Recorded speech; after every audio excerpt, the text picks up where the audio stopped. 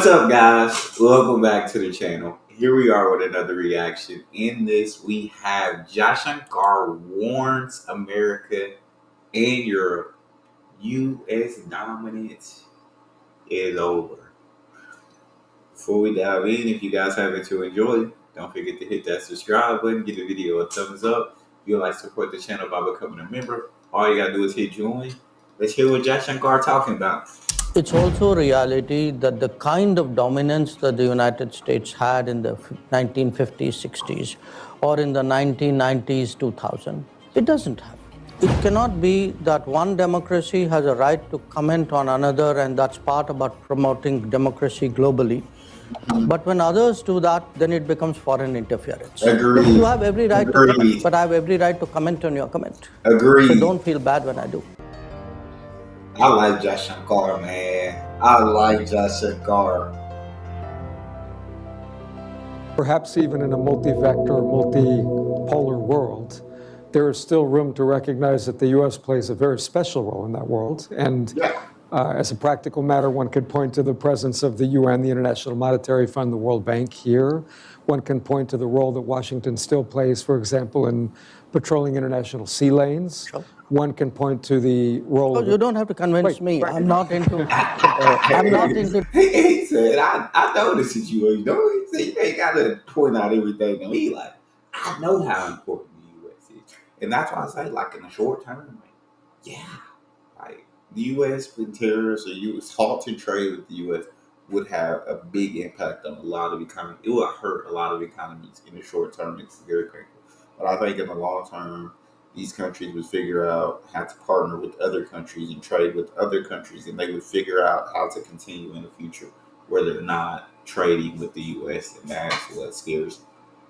Declinism. I'm getting set up to ask you the following question. You know, the tech industry in California. So with what aspects of that kind of U.S. leadership is India comfortable, and with what aspects of that is India perhaps concerned or might question it? Look, there is no question that the United States still has a very unique position in the world order. For reasons of polemics or mind games or posturing, people may suggest otherwise, but even the people who suggest otherwise know the truth. At the same time, it's also a reality that the kind of dominance that the United States had in the 1950s, 60s, or in the 1990s, 2000, it doesn't have. So it's a kind of half empty, half full situation. Now, for us, you know, which part works for us? Much of it does, you know. I give you the example of Quad. You know, if you look today on technology issues or maritime safety, security, or supply chain issues, or even the manner in which international institutions should be, I mean, there would be a lot which would be common with the United States. Obviously, there would be some because, look, we are a developing country. Our political history is different. Our actual interests in some cases, our trade interests or climate action interests may be different. So there would be areas of differences, but if you ask me, saying net, where do you come out? I think we come out very overwhelmingly on the side of a strong relationship, which is why actually the story, if one looks at Indian foreign policy for the last, say, 2 to 3 decades, it's really been a story of steady growth of India-US relationship, because I think successive administrations on both sides, you know, going back, I would say maybe to late Clinton, Vajpayee, I would sort of pick that as the inflection point. I think since then it's been steadily on the up. I love that. I love that. Okay. You know, when I hear the media and I hear the news, it feels like U.S. is like isolating from so many different countries. But hearing Josh and Carr talk about like actually like our relationship with the U.S. has been getting better yearly. I mean, I'm sure the 25% tariffs ain't help, but he's saying like we've been working on that relationship with the U.S. It's it's been good over the years, or it's So been picking up building on over that, the years. the U.S. and India are among the world's leading countries with democratic forms of government. And here in the U.S., our democracy, which includes much debate about many issues, sometimes features political leaders in the U.S.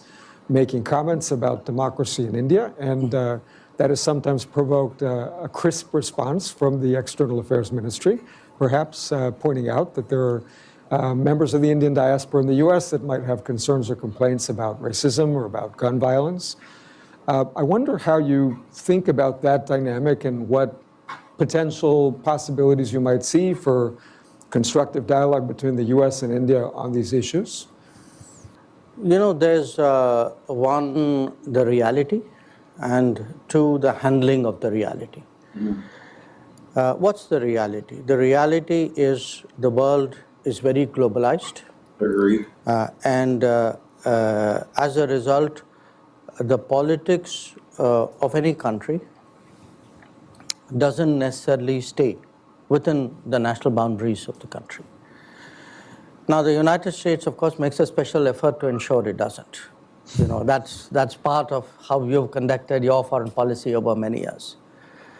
Now, as in a globalized era where there are also global agendas, there are players who like to shape not only the politics of their own country or their own region, but try and do it globally.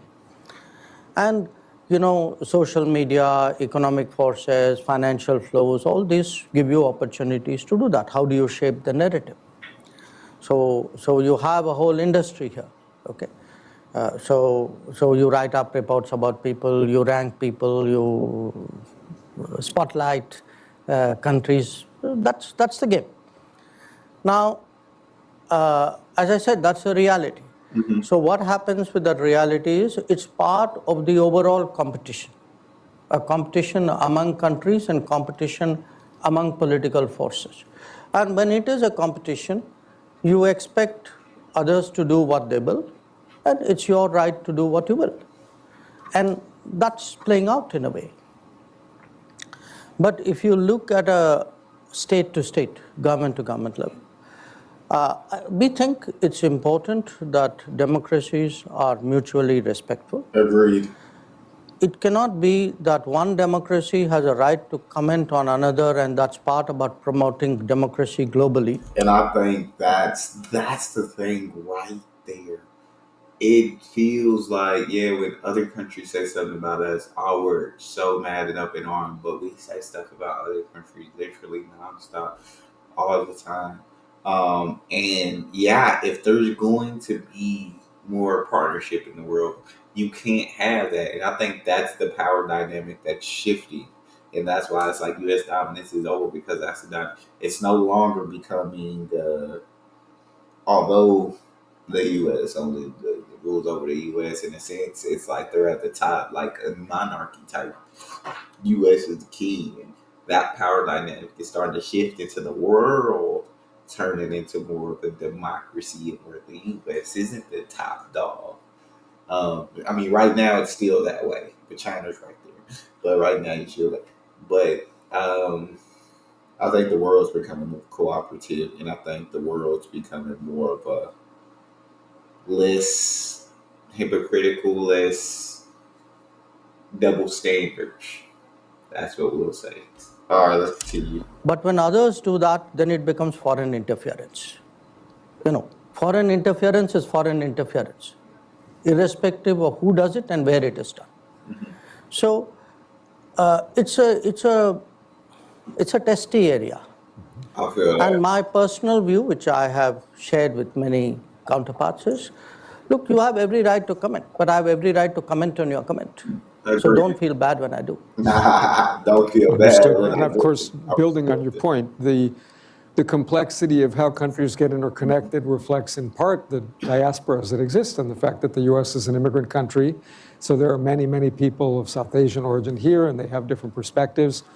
I guess that also highlights another dimension, perhaps, of India's role in the world that I wanted you to comment on a little, which is how India and the Indian government sees its relationships with diasporas, not only in the US, but around the world?